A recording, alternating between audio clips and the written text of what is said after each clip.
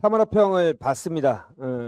이번 시험은 한마디로 딱 말씀드리면 잘 냈다라고 저는 말씀드릴 수 있어요. 물론 여러분의 상황이 어떻게 되는지는 모르겠지만 물론 많이 힘들게 푼 사람도 있고 점수가 낮은 사람도 있을 겁니다. 제가 다 푼 다음에 저는 등급컷을 몇 점 정도로 예상했냐면 이번 고3이 못하니까 한 85점 정도로 한번 해보자 라고 예상을 했어요. 근데 웬걸 봤더니 노래 좋네요. 뭐의 노래 제목이? 세븐틴 청춘 찬가. 그렇죠. 여러분은 청춘이죠. 아프니까 청춘이다. 아프니까 고3이다. 아시죠? 보세요. 자, 우선은 엄매의 등급컷이 깜짝 놀랐어요. 80점. 아니 이럴 수가.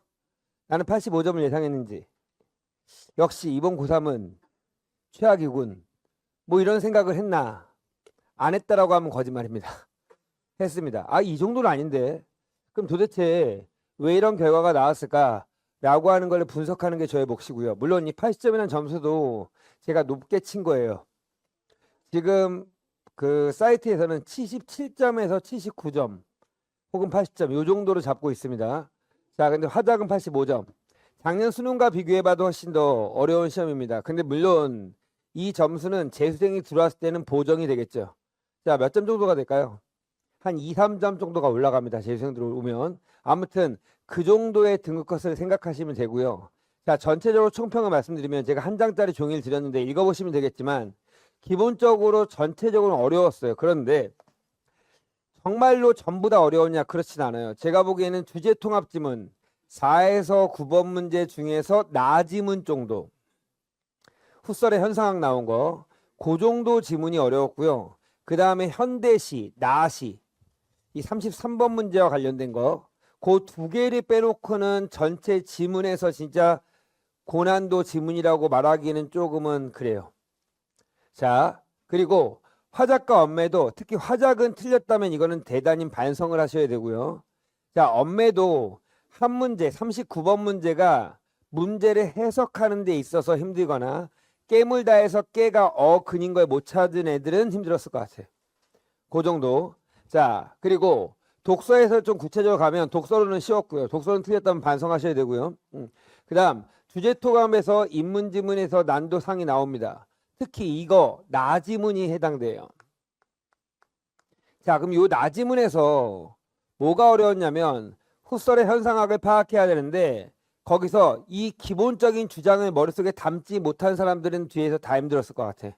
그러니까 셴베르크와 후설의 현상학과의 관점에서 어떻게 비판하고 있는지 그 부분을 명확하게 잡았어야 되고, 그 다음 사회지문입니다. 난도는 저는 중이라고 봤어요. 솔직히 말해서 하라고 쓰려고 했거든요. 왜냐면 어렵지 않았습니다. 법지문이. 근데 12번 문제를 생각보다 많이 틀렸더라고요. 12번 문제 오답률 2 문제입니다. 그 다음 과학지문입니다. 전 이거 볼 때 그냥 깜짝 놀랐어요.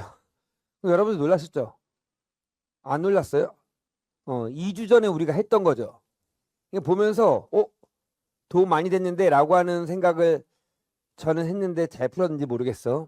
물론 정보는 많지만 배경지식이 좀 있었기 때문에 좀 편하지 않았을까. 저희 학생들은 그런 생각을 했습니다. 자, 현대소설입니다. 추상적인 소설이죠. 창고에 갇힌 소설이잖아. 근데 이 소설이 어렵지 않은 이유가 있어요. 왜 어렵지 않았죠? 바로 요거죠. 보기에 모든 정보를 다 설명해 줬어. 그렇죠? 여러분이 어려울 것 같아서 보기에서 설명을 해줬기 때문에 보기를 정확하게 읽었던 학생들은 현대 소설 부분은 다 마치셔야 된다고 저는 봅니다. 자, 그 다음 갈리버캅입니다. 고전시가와 수필이 결합된 건데요. 이 고전시가에서 결국은 가지문에서 한 문제 26번 문제인데 저는 1번 쓰고 제꼈거든. 근데 이게 아직 안 됐다는 것은 문맥적 의미로 서리법을 판단하지 못하는 거. 그렇죠? 오케이. 그 다음 고전소설 어렵지 않습니다. 워낙 유명한 소대성전이야. 기출에 나온 적이 있고. 그러면 이 소대성전에서 파악하는 거 발화 주체 파악하지 못해서 29번 문제 틀린 학생들이 좀 있어요. 자, 이게 세봉이 한 말인지 그 초나라 왕의 공주가 한 말인지. 그렇죠? 그 부분. 현대시 가지문 어렵지 않았어. 아스팔트 나온 거. 근데 나 작품이 제가 보기에는 지금까지 나왔던 시 중에서 가장 어려운 작품 중에 한 개다. 그리고 보기도 친절하지 않아. 그러면 얘를 여러분이 완벽하게 해석할 수 있다. 그럼 내가 말할게. 하산하세요. 제가 보기엔 문학 부분에서는 강사하셔도 돼요. 문제는 뭐냐면 제가 이거를 시험장에서 못했어요, 선생님. 그래도 33번은 맞힐 수 있는 능력이 돼야 돼. 저는 그게 중요하다고 봐. 알았죠? 오케이. 33번 문제가 오답률 1이었습니다. 자, 전체적으로 한번 정리해 본다면 화작과 엄해 볼까요? 화작에서 어려운 문제가 하나도 없었고요. 40번 문제가 연결시키는 문제를 좀 잘했으면 좋겠고, 언어와 매체 38번 문제와 39번 문제인데, 38번 문제는 우리가 저번 주에 풀었던 상상 모의고사의 유형과 똑같은 유형이 나왔어요. 암기 문장, 아는 문장 나오고 거기서 문장 성분 찾는 거. 자, 39번 문제 형태소 문제. 형태소의 개념이 없으면 어려운 거고요. 형태소의 개념과 밑에 있는 보기와 연결시켜서 어떻게 풀 것인가를 아셨어야 돼요. 자, 전체적으로 총평은 끝나고요. 간단하게 제가 한번 말씀드리기 전에 등급커서 가볼게요.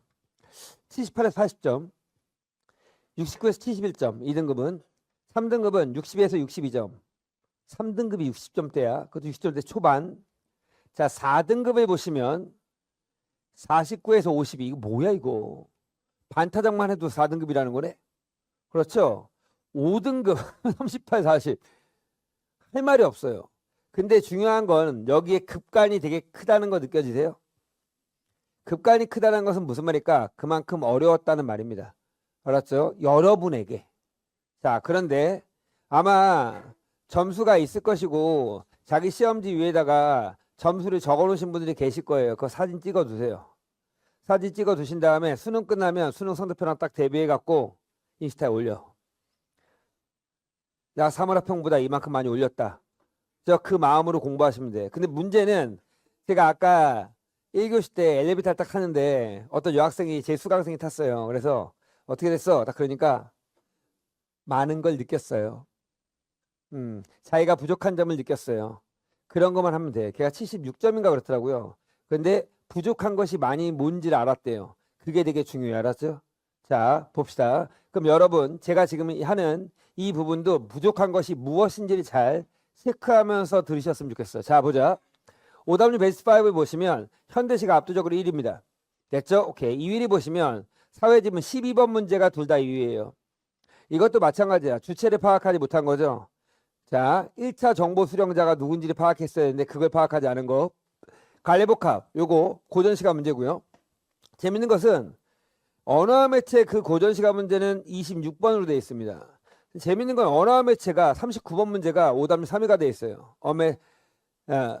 시험 보는 학생들은 중요한 건 여기야.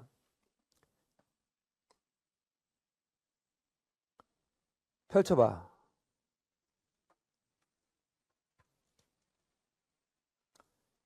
그쵸? 저 진짜 깜짝 놀랐어요. 아니, 오답률 4위가 어휘 문제야. 왜 깜짝 놀랐는지 아세요? 이걸 왜 틀려? 그래서 제가 어저께 다른 학원에서 설명을 했거든요. 어머님들이 120명 정도 계셨습니다. 그래서 어머님들한테 이 문제를 냈어요, 제가. 그렇죠? 내갖고 가장 오답률 높은 세 가지, 그러니까 선지 중에서 가장 헷갈렸던 세 가지를 딱 해갖고 삼지선다형을 냈어. 자, 이제부터 손 들어보시는 겁니다. 라고 하면서. 자, 답이 1번이다. 라고 손 들어보라고 했죠. 120명 중에 몇 명 들었을까요? 제가 이렇게 얘기했죠. 손 안 드시면 내년에 저 자녀분들 또 봅니다. 이렇게 얘기했거든. 그렇죠? 그러니까 다 손 들겠지, 그러면. 자, 1번 선지 정답이다. 손 들어보십시오. 몇 명 들었을까요? 120명 중에서 거의 한 119명 정도 들었어요. 그럼 부모들은 무지 쉽다는 거야. 제가 무슨 말인지 알겠어요? 부모들은 무지 쉽다는 거지. 애들은 모르는 어휘인데 예를 들어 간과하다. 부모들은 맨날 쓰는 용어야. 근데 여러분은 안 쓴 용어야. 자, 이럴 때 어떻게 할 거냐 이거야. 가장 많이 쓴 애들이 5번 선지야. 간과하다. 맞지? 2번 썼니? 3번? 아무튼 봐봐. 자, 이 5번 선지가 간과하다가 제일 많이 썼거든요. 5번 썼다 손 들어보시죠. 여기 많잖아. 그죠? 자, 그러면 1번과 5번이 헷갈릴 때 어떻게 해야 될까요? 어떻게 하면 답을 맞출 수 있을까? 감으로? 그러면 안 되잖아. 그렇죠? 좀 이따 가보자. 자, 우선은 요게 되게 어휘 문제가 여기 나왔다는 게 전체 깜짝 놀랐고요. 그만큼 우리 학생들이 많이 어휘력이 떨어진다는 생각도 했습니다. 자, 그다음 고전술, 채봉감별고, 소대성전에서 그 채봉 얘기하는 거. 그다음 갈래복함 이렇게 나와 있어요. 저는 오늘 지금부터 오답률 베스트 5 중심으로 해드릴 건데 간단하게 언급을 하면서 가봅시다. 우선 4에서 1번, 3번까지 틀린 문제 없습니다. 4에서 9번에서 나지문에 가보십시오.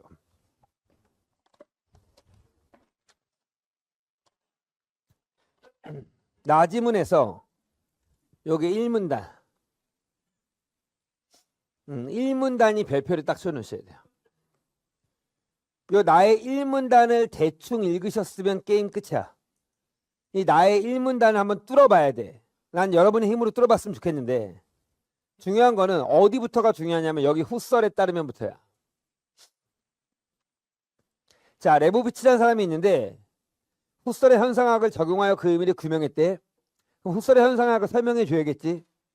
자, 후설에 따르면 우리의 일상적 경험은 의식의 지향성을 통해 구성되는 현상이다. 읽으면서 한번 뭐지? 이렇게 생각이 들겠지? 왜 들어? 왜 이런 생각이 들까?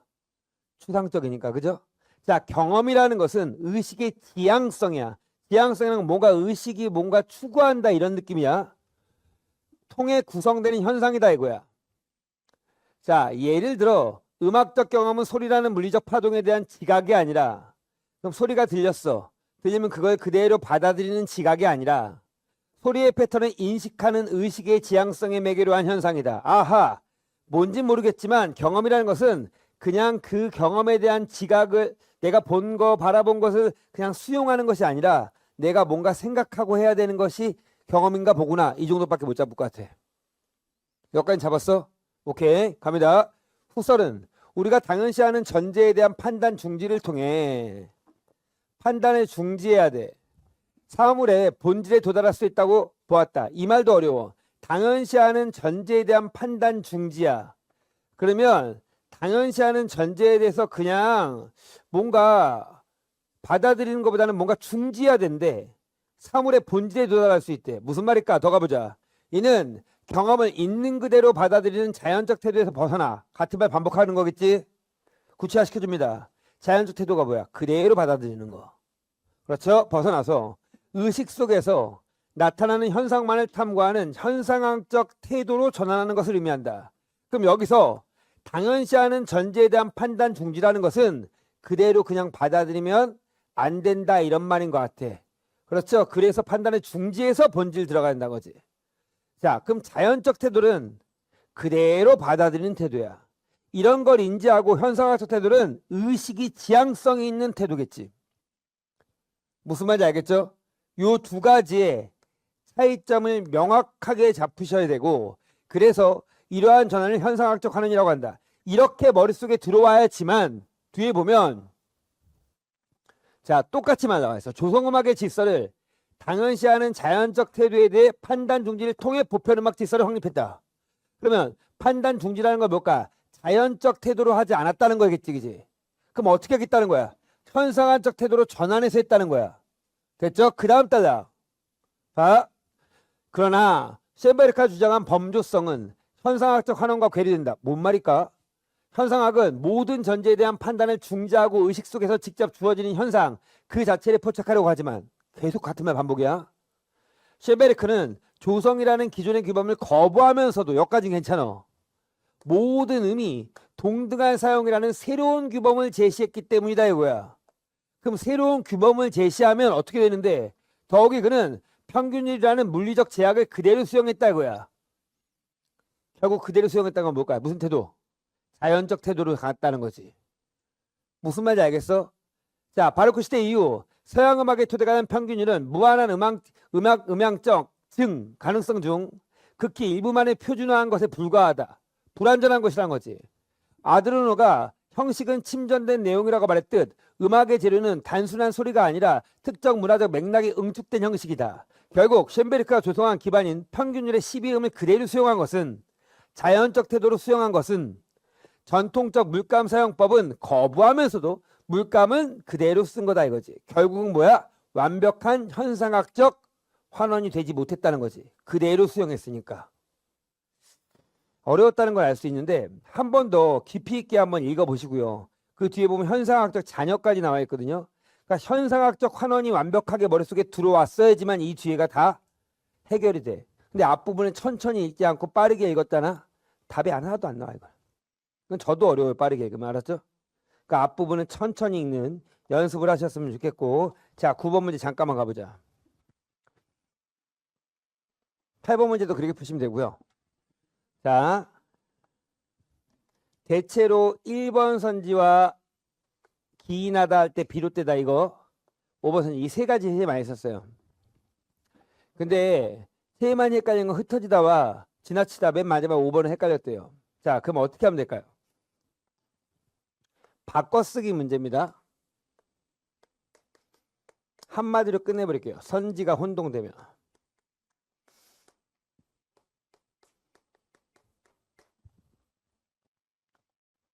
어떻게 하면 될까요? 솔직히 여러분이 거기다 바꿔 써봤을 거 아니야. 바꿔서 읽어보면 누구나 하지. 선지 반이어를 대입해 본다.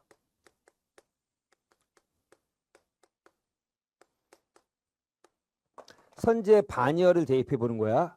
자, 반대말이 뭘까? 흩어지다의 반대말 말해봐. 모아지다겠지, 그지? 자, 그러면 위계 질서를 모아지다 말 돼 안 돼? 안 되지, 그지? 그렇죠? 오케이. 위계의 질서를 세우다가 말이 되지. 위계 질서 세우다의 반대가 뭐야? 위계 질서가 무너지다지. 무너지다로 바꿔야지. 그렇죠? 오케이. 이렇게 해보면 돼. 다시 가볼게. 반이어를 지문에 대입해 갖고 넣어보는 거야. 알았죠? 넣어봐서 말이 안 되면 저건 될 수가 없어. 제가 무슨 말인지 알겠지? 이렇게 써먹으시면 될 겁니다. 어휘 문제 같은 경우도 나중에 다 하나씩 체크해 드릴 건데요. 우선은 바꿔쓰긴 이 정도로 가시면 될 것 같고요. 넘어가셔서 자 12번 문제 봅시다. 요 사회지문에서 맨 마지막 단락 법지문이죠. 법지문. 그런데 마지막 단락에서 두 가지 금지사항이 나왔어요. 첫 번째 금지는 미공개 중요정보 이용행위 금지입니다. 그렇죠? 오케이. 그러니까 상장 법인이 주식을 사고 팔 수 있는 상장 법인이 우리 주식시장에서 사고 팔 수 있는 거 상장 법인이 어떤 정보를 공개하지 않았어. 근데 그것을 이용해서 주식을 사고 팔면 안 된다는 거겠지. 그렇죠? 그게 뭐다? 미공개 중요정보 이용행위 금지행위야. 자, 그런데 여기서 규제 대상이 나와 있습니다. 상장 법인의 임직원 등 내부자와 내부자로부터 직접 정보를 받은 1차 정보 수령자는 규제 대상이다. 됐죠? 그 머릿속에서 너무 쉬운데 저는 개인적으로 예를 들어서 저희 법인이 상장 법인은 아니지만 비상장 법인이에요. 저희는 소비국어연구소는. 저도 주식 있어요. 소비국어연구소에 대주주는 아니에요. 대주주는 그 대표님. 아무튼 그런데 제가 주식이 있는데 제가 뭐냐 이런 거예요. 야, 방동진 중요 정보가 있어. 상장 법인이라고 하시고 방동진 내년에 강사 안 하고 운동선수 한대. 자, 만약에 이런 중요 정보를 공시하지 않았어. 그래갖고 내가 이 친구한테 알려준 거지. 그럼 당연히 소비국어연구소의 매출은 떨어질 거 아니야? 그렇죠? 그래서 이 친구는 뭐 하게 된 거야? 주식을 판 거야. 이게 지금 뭐야? 미공개 중요 정보 이용행위 금지지. 를 위반한 거지. 됐죠? 오케이. 근데 이 친구가 뒤에 있는 친구한테 야, 방동진 운동선수 전화하는데 라는 걸 가르쳐서 저 친구가 뭐야? 주식을 팔았어. 이건 뭘까? 바로 이거지. 시장됐어. 그란행위 금지. 되게 쉬운 지문이에요. 자, 그런데 문제를 풀 때 여러분이 주체를 파악하지 못하는 경우가 너무 많아. 이거 틀리면 너무 아쉽지 않니? 너네 다시 풀었는데 허무하잖아. 그지? 봐. 물론 시간이 부족해서 찍고 넘어갈 수도 있습니다. 자, 보자. 같은 해 10월 A와 갑의 이번 B는 갑의 지난 분기 영업이익이 시장 예상치를 크게 밑돌았다는 사실을 알게 되었으나 갑은 이 사실을 공시하지 않았다. 이 회사는. 자, B가 누구야? 임원입니다. 그럼 B는 뭐예요? 내부자겠죠. 자산관리사인 C에게 이 사실을 전달했습니다. 그럼 C는 뭐야? 1차 정보 수령자겠지. 그렇죠? 오케이. 자, C는 갑의 주가가 하락할 것으로 보고 자신은 고객들이 보유하고 있던 갑의 주식을 매도했다 이거야. 5번 선지. C가 B로부터 받은 정보를 활용해 주식을 매도한 것은 맞아. 여기까지 주식을 팔아버렸어. 1차 정보 수령자부터 받은 정보 미쳤구나. 뭐로 바꿔야 돼? 내부자로부터 받은 정보잖아. 아니 이런 거 왜 틀리냐고. 물론 시간이 없어서 다 찍었을 수 있지만 제가 계속 그 얘기 합니다. 풀었다면 맞춰야지. 여러분 이거 예전에 그 법지문에 비하면 어려운 거 아니야. 여러분 예전에 법지문 점유 소유 이런 거보다 훨씬 더 쉽잖아. 그래서 맞출 수 있어야 돼. 이해 가셨죠? 자, 그 다음 14, 17번. 이거는 그 사구체 여우가 우리 지문과 너무 유사해서 저는 할 수 있었고요. 중요한 것은 정보가 되게 많습니다. 그럼 이 정보 처리를 어떻게 할 것인지만 잘 잡으면 돼. 전부 다 머릿속에 집어넣으려고 하지 말고 크게 뭐야? 이 혈압에 관한 부분만 잘 정리한다면 쉽게 풀 수 있었어. 알았죠? 얘는 뭐 제가 보기에는 전혀 어려운 문제가 아니었었고 OW 베스트 5에 들어가는 문제도 거의 없습니다. 17번 문제도 마찬가지로 정답률이 엄매가 55%예요. 어렵지 않아. 다시 한번 도전해 보세요. 자, 그 다음 18에서 21분 현대소설 지문은 제가 할 말이 없습니다. 틀리면 좀 문제가 있어요. 넘어가셔서 OW 베이스 5 중심으로 갑시다. 요거 좀 가보자. 요 지금 고전 시가 26번을 얘기하려고 하는데요. 그 엄매의 정답률이 41%고요. 그렇죠? 화작의 정답률이 30%입니다. 자, 요 문제를 보시면 어디를 봐야 되냐면 중략 바로 뒤를 가보십시오. 제가 여러분한테 오늘도 뭐 제가 수업을 하겠지만 고전 시가에서 완벽하게 현대어 풀이를 못했을 경우 무조건 뭐 하라고 했죠? 문맥적으로 문제를 풀라고 했잖아. 그죠? 그러면 1번 선지를 잠깐만 본다면 26번 어느 부분이죠? 찾아가려면 바로 여기 부분이네요. 맞죠? 오케이. 여기까지는 누구나 다 찾아갑니다. 그죠? 됐지? 자, 그러면 요 부분을 물어본다면 문맥은 어디부터입니다. 어디부터입니까? 여기부터 가야지. 그지? 왜? 여기서 뭐가 끝나지 않았으니까. 문장이 안 끝났잖아 지금. 이해 갔어? 무슨 말인지? 그 문맥의 범위를 어디부터 잡아야 돼? 망망대항부터 있었던가까지 잡아야 돼. 여기까지 됐어? 오케이, 잘 봐봐. 그럼 한번 해보자. 망망대항이 그 앞에 둘러있고, 선생님 망망대항이 뭐예요? 망망대해야 할 때 그 바다인데요. 모르면 통과. 제가 계속 모르면 통과한다. 대지와 산악을 밤낮으로 흔드는 것 같대. 이 망망대항이. mid없는 큰 구렁에 그럼 밑이 없다라는 거야 지금. 한없이 쌓인 물이. 그 물이 한없이 쌓여 있다는 거야. 지금 바다를 바라보는 느낌이야. 물이 한없이 쌓여 있대. 끝없이 쌓여 있는 거야. 만고에 한결같이 차고 줄미 있었던가. 자, 위에 문맥을 보면 차고 줄미 있다는 거야, 없다는 거야? 없다라는 말이지, 그치? 할 수 있잖아. 여기 봐, 언니야. 졸리면 나가서 수업 듣기. 그치? 차고 줄미 없다라는 거지. 그럼 차고 줄미 없다라는 것은 결국은 뭐야? 변하지 않는다는 거네. 불변성에 대한 감탄을 얘기하는 거지. 이게 불변성을 끝내 알 수 없다라는 말이 아니고, 그래서 답은 1번이야. 전 1번 쓰고 제꼈거든. 그러니까 이게 아직까지 안 되는 거야. 이 문제 틀린 사람들은. 계속 우리 이 연습했는데, 맞지? 고전 시간에서 문맥으로 찾아가서 따져야 되고, 서리법인지 아닌지를 따질 수 있어야 돼. 알았죠? 맥락상에서. 자, 넘어가시고.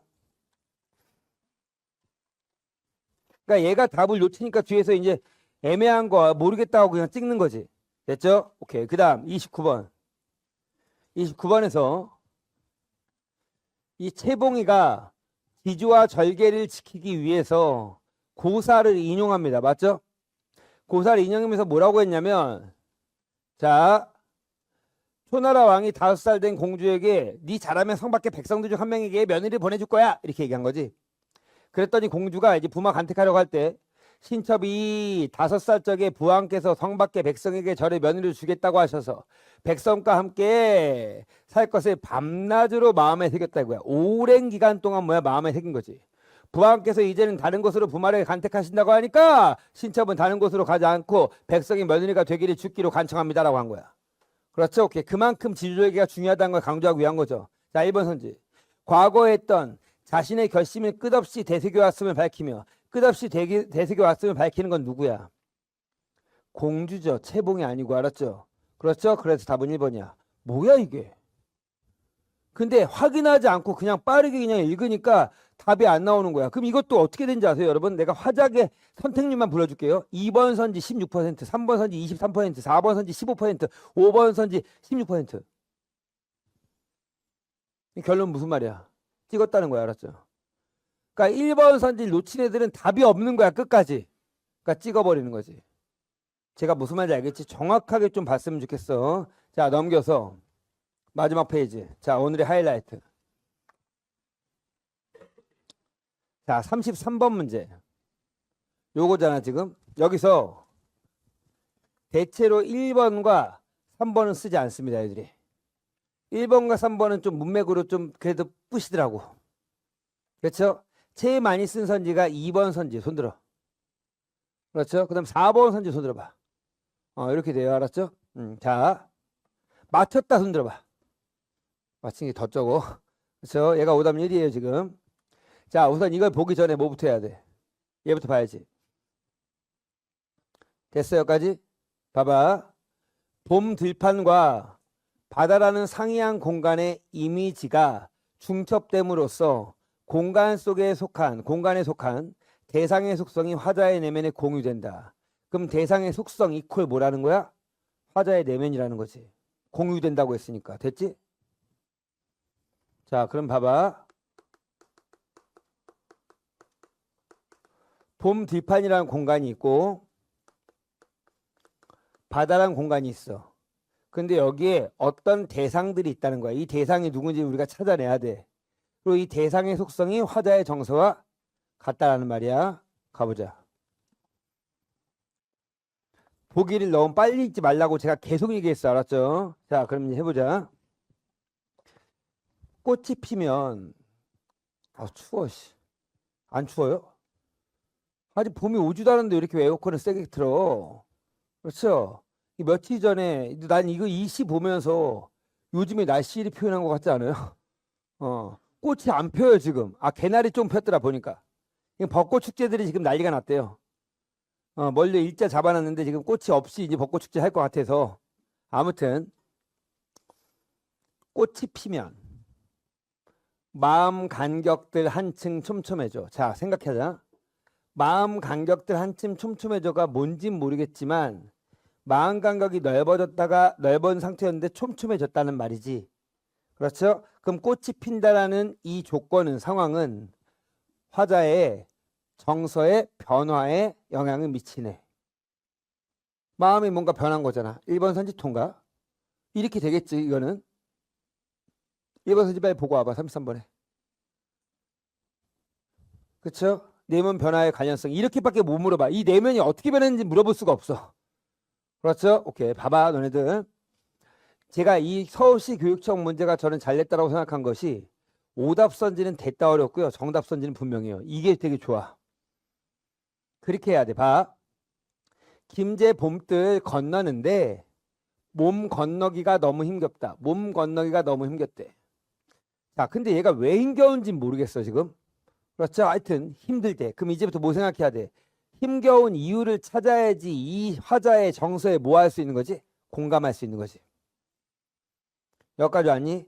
자, 피기도 전에 봉우리째 저내리는 뭐가 적겠어? 꽃이 진다는 거지.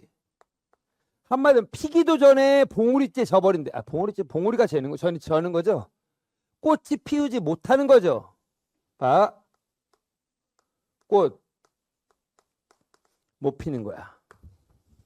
됐죠? 근데 위에를 보니까 꽃이 피면 마음 간격을 한층 촘촘해진다는 거야. 그런데 피기도 전에 봉우리째 져버리는 것들이 너무 많다는 거야. 그래서 힘겨운 것 같아.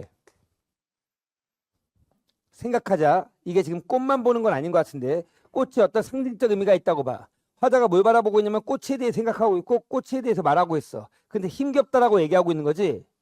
자, 꽃이 핀다는 건 뭘까? 뭔가 희망, 소망, 성공 이런 것 같아. 근데 꽃이 피기도 전에 좌절해. 그렇죠? 그러면 이거 피기도 전에 져버리니까 여기서 느껴지는 건 뭐야? 뭐 좌절감. 해봤자 소용없는 마음 뭐 이런 거지. 됐죠? 그런데 꽃잎 부리러 잠깐 여기서 뭐 해줬어? 어이프를 해줬어. 그럼 이건 누가 해주는 거야? 출제자가 해주는 거지. 시인이 해주는 게 아니지. 부리러 보니까 뭐야?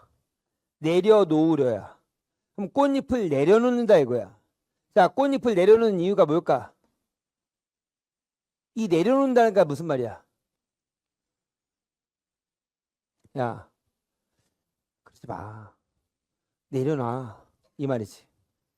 기억나? 제가 저저번 주인가에 그 수진이 얘기하면서 그 마음의 지게 얘기했던 거 기억나요? 마음의 지게에 우리가 짐을 많이 지고 있다고. 그래서 이 지게에 짐이 너무 많아지면 어떻게 된다고 했지? 쓰러진다고 했지. 그래서 내가 뭐 하라고 했어? 내려놓으라고 했지. 짐을. 그렇죠? 그 의미인 것 같아. 그래서 꽃잎 부리려라는 것은 이런 거야. 야, 너무 꽃잎에 뭐 하지 말라는 거야? 집착하지 말라는 의미. 이렇게 이해해야 돼. 어차피 꽃은 피지 않을 거야. 근데 왜 꽃에 집착하는데? 이 말이야. 보세요. 이 배는 뭐야? 갑자기 배야. 오케이. 여기는 봄뜨렸는데 이제 뭐로 바뀌었어? 바다의 이미지로 바뀌었어. 이 배는 심포 어디쯤에 다 헤맨다. 꽃잎 부리러 간다 이거지. 이렇게. 그럼 집착을 그만하기 위해서 심포 어디쯤에 간다는 거야. 2번 선지 통과. 끄덕일 수 있겠어? 근데 결론부터 얘기할게. 시험장에 니네 이거 못해. 못할 것 같지 않아? 그러니까 너무 많이 생각을 해야 되잖아. 솔직히 쉽지 않을 것 같아. 아무튼 그럼 저 같은 배표 치고 넘어가겠어. 봐. 저 망에 다 쓸고 온 꽃샘바람 거기 분은 잠깐. 이 배가 일로 간다고 했죠. 이 배는 심포 어디쯤에 다 헤매고 있대. 그럼 이 배는 누구야? 화자지. 오케이? 자, 우선 첫 번째. 배의 이미지가 나왔어. 배는 바다에 있는 거야. 알았죠? 그렇죠? 배가 헤매고 있다는 건 집착을 하지 말아야 되는데 라고 하면서도 아직까지 그 완벽하지 않아. 알았죠? 그런 모습이야. 저 망에 다 쓸고 온 꽃샘바람 거기 부는 듯 꽃샘바람이 분대. 몸속의 곤두서는 봄밖에 봄바람. 나 이 구절이 너무 좋더라고. 봄밖에 봄바람. 그렇죠? 어저께 눈 온 거 아세요? 미쳤어요. 봄밖에 봄바람. 어디에 몸속에 곤두세운데. 그럼 뭐라는 거야? 마음이 춥다 이거지. 그렇죠. 마음이 춥겠지. 이런 식으로 이해해봤어. 눈앞 해발이 양쪽 날개 펼친 구름. 구름은 뭐야? 언덕 같은 거야. 언덕을 바라보는 거야. 사이로 스미려다. 골짜기 비집고 빠져나오는 염소떼와 문득 마주친다. 이제 뭘 바라보고 있어? 염소를 바라보고 있습니다. 염소 어디 있겠어요? 봄뜰에 있겠죠. 갑니다. 염소도 지 한 몸 한 척 배로 따로 띄우는지. 배로 띄운데 망경 저쪽에 포구라는 듯. 망공 저쪽이 포구야. 새끼 염소 한 마리가 지평도 뿌연 황사길을. 자, 가보자. 어떤 느낌이야? 부정적인 느낌이야. 이 황사가 가득한 길을 타박타박 걸어간다. 이거 누굴까? 화자겠지, 그치? 오케이. 염소지, 그치? 됐죠? 오케이. 더 가볼게. 마음은 마음이라고 나왔어. 마음. 중요해 정서야.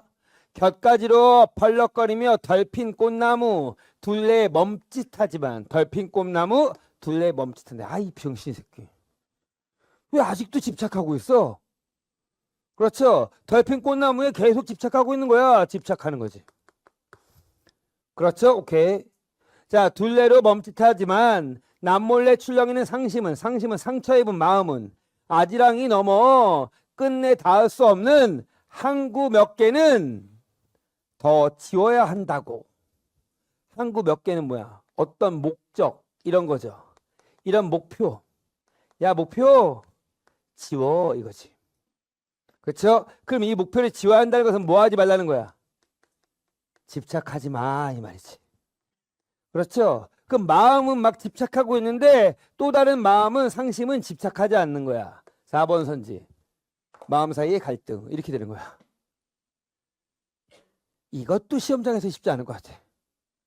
자, 봐봐. 우선 기본적으로 이 염소가 있는 봄 뒷판에서는 꽃 이거를 지금 지향하고 있는 모습이고, 바다에서는 뭘 지향해? 항구를 지향하는 모습이지. 그렇죠? 오케이. 아무튼 둘 다 뭐야? 시련, 어려운 목표 같은 것을 얘기하는 것 같아. 그렇죠? 오케이. 근데 마지막에 가볼게. 그래서 막 실현을 할 거야, 막 계속 집착할 것인가, 집착을 버릴 것인가에 대해 갈등하고 있어. 마지막. 끝내 닿을 수 없는 항구 몇 개는 더 지워야 한다고. 닻이 끊긴 배 한 척. 이거 누구의 모습이야? 화자의 모습이겠지. 배니까 닻이 끊겼어. 배 한 척이. 그럼 어떻게 하고 있는가? 방향성을 못 찾고 있는 거죠. 표류하고 있는 느낌이지. 그렇죠? 저는 이 시 보면서 왜 이렇게 우울한 시를 3월 평에 낸 거야. 막 이런 생각을 하면서도 이 정도 시를 애들이 해석할 수 있을까? 쉽지 않을 것 같다는 생각을 했어. 쭉 아마 수능에 나온다면 보기가 좀 더 친절하게 나오지 않을까. 옛날에 김명희 선생님의 그 나무가 나온 적이 있거든, 수능에. 그때도 무지 어려웠어. 원래 어렵게 쓰기로 유명한 분이에요. 자, 아무튼 요 정도로 잡을 수 있다면 제가 보기에는 하산하자 이거야. 알았죠? 못 잡을 것 같아. 그러면 저는 3번 선지는 잡을 수 있거든, 얘들아. 보면 알아요. 이거는 어렵지 않아요. 꽃샘 바람을 몸속에서 감각적으로 느끼고 있다. 왜? 몸속으로 들어왔다고 했으니까. 자, 근데 5번 선지 봐봐. 시에서 하자는 자신의 목적지를 끝내 닿을 수 없는 곳이라고 인식한다. 그렇죠? 오케이. 자, 격조사 똑바로 보셔야지. 그렇죠? 시에서야. 그럼 화자가 어디에 있어야 돼? 시에 있어야겠지. 가서 확인해. 미친 거 아니야? 항구 몇 개는 더 지워야 한다고 했지 화자가 항구 몇 개에 있는 게 아니잖아. 말이 안 되죠? 오케이. 그러므로 시에서가 틀렸지. 결국 여긴 뭐다? 화자의 위치 파악으로 선지를 판단해야 됩니다. 답은 5번이죠. 그래서 답은 분명하죠. 제가 계속 얘기합니다. 문학에서 오답의 애매한 그 근거의 애매성과, 그렇죠, 정답성지의 확실성을 잡아야 된다고. 알았죠? 그것만 할 수 있다면 이 문제도 저는 풀 수 있었을 거라고 생각해. 나는 정확하게 저 화자의 위치 C에서 갖고 문제를 풀었다 손들어 봐. 이게 많지가 않아. 알았지? 쉽지가 않아. 그 연습까지 한번 해보자. 딱 봤을 때 어렵다라고 하면 발표 치고 이걸 어떻게 알아? 라고 생각하고 넘어가시면서 5번까지 보셨어야 돼. 그래서 5번에서 걸리셔야 됩니다. 34번 틀리면 문제가 심각한 겁니다. 자동차와 아스팔트는 같은 도시 문명이에요. 그죠? 오케이. 얘는 어렵지 않았고요. 됐어. 자, 화작은 할 말이 없고요. 엄매 39번 문제를 잠깐 보시면, 39번 문제는 뭐 그냥 말로 해볼게요. 자, 막내딸 삶은 햇감자 설익어서 조금씩 깨물었는데요. 여기서 어려운 건 하나밖에 없습니다. 깨물어. 깨서 문 거죠. 그럼 깨다와 물다가 했으니까 얘는 합성어야. 깨 동그라미 물 동그라미 어는 세모가 되겠지. 실질 형식을 나눈다면. 맞죠? 오케이. 그거만 잡았다 하면 풀 수 있는 거고, 하나만 더. 39번 문제에서 학생들이 요 보기 부분을 해석하지 못하는 애들이 너무 많아요. 그렇죠? 그래서 문제 푸는 순서는 꼭 얘기할 거 거기 학습활동에다 동원해 망쳐봐. 엄매들 반드시 읽기라고 적어. 거기다 학습활동 옆에다 반드시 읽기. 근데 아이들이 어떤 식으로 접근하냐면 그냥 여기를 날려 있고요, 예시부터 먼저 덤비는 성향이 있어. 무슨 말인지 알겠지? 학습활동 정확하게 보셔갖고 OX까지 밑에 있는 학습자료를 보면서 이렇게 푸는구나 하는 걸 잡고 들어갔어야 돼. 뭔 말인지 알겠죠? 그래서 저는 C를 보는 사람은 이상해. 왜냐면 A가 딱 틀렸다고 한다면 1번, 4번 선지가 제껴졌을 거고, 그렇죠? 오케이. B가 맞다라고 하면 당연히 2번, 5번이 남았겠지. 그럼 C를 왜 보나? 그렇지 않아? 그런 센스는 좀 있었으면 좋겠어요. 자, 3월 합평이 끝났습니다. 이제 5월 합평까지 딱 한 달 조금 더 남았는데요. 5월 합평은 거의 다 재학생들이 신경을 많이 못 씁니다. 왜 못 쓰죠? 내신 바로 뒤기 때문에. 그렇죠? 5월 합평에서 한번 연습할 시간이 있고요. 그 다음에 이제 6월 모평이 남았어요. 6월 모평이 딱 2달밖에 안 남았어요. 맞잖아? 지금 오늘 3월 30일이죠. 그렇죠? 2달 남았습니다. 2달 동안 내가 뭘 강화해야 될 것인지 봐야 돼. 특히 내신 별로 신경 안 쓰는 그래 정시파하시는 분들은 지금이 기회예요. 알았죠? 정시파는. 맞죠? 오케이. 앞으로 뭐 어떻게 할 것인지 잘 보시고 기본적으로 성적이 점수가 나오기 위해서는 선택 과목이 다 맞아야 돼. 독서론까지. 얘네가 먼저 돼야지, 그지? 그래야지 점수가 나와. 너네 선택 과목과 독서론은 틀렸던 것만 생각해봐. 등급 한 등급 두 등급 올라갈 수 있어. 못하는 학생들. 뭔 말인지 알겠지? 거기부터 잡으시고 하시면 될 것 같습니다.